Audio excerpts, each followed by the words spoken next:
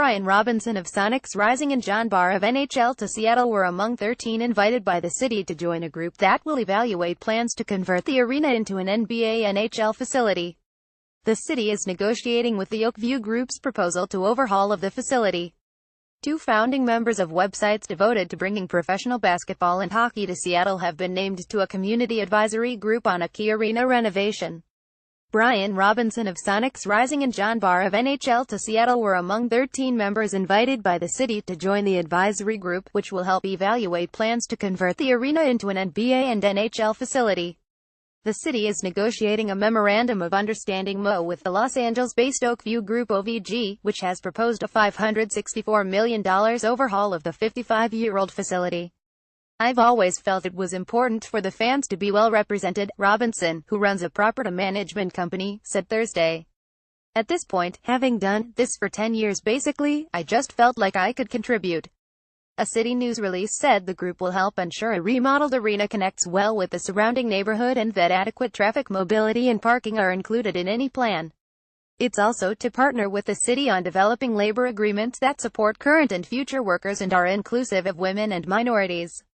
The committee is to last throughout the permitting and environmental review process until a final agreement is struck.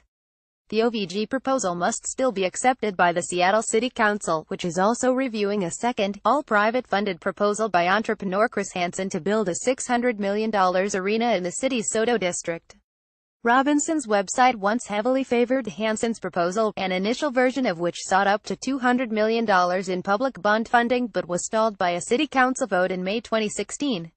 In recent months, Sonics Rising has published articles imploring readers to be more open-minded in looking at all arena options, including the OVG proposal, on the table.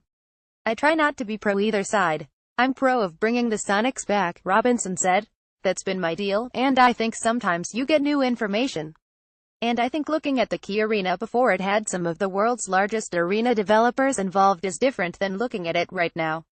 They clearly have answered some of the questions and seem like really legitimate prospects, and so it's worth another look." Barr said he was thrilled to be included on the panel, given the NHL hasn't always been at the forefront of this city's arena discussions. But it's widely believed that an NHL expansion franchise would be awarded here ahead of an NBA team if a deal between OVG and the city is struck. "I'm excited that they're thinking about hockey and the hockey community, because it feels like we've been not driving the bus, if you will," said Barr, a business intelligence consultant working with companies on data analytics. "I know we're much smaller than the Sonics community, but with all signs pointing towards NHL potentially coming here first, it's great that they're looking at the hockey community." Like Robinson, Barr had been strongly in favor of the Hansen Group's previous proposal to build a Soto arena. Barr even spoke in support of the Soto Arena during a public hearing at City Hall before the May 2016 vote in which Hansen sought permission to buy part of Occidental Avenue's to complete his arena land acquisitions. "I've been obviously following the arena saga in Seattle for about 6 or 7 years through NHL to Seattle," he said.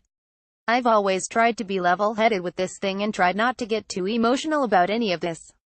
A self-described big fan of the uptown neighborhood around Key Arena, he wants to ensure the area gets the best results possible from any deal between OVG and the city. "I'd love to help in any way I can," he said. Others named to the panel include Robert Cardona and Deborah Frosto, both executive members with the Uptown Alliance Community Group.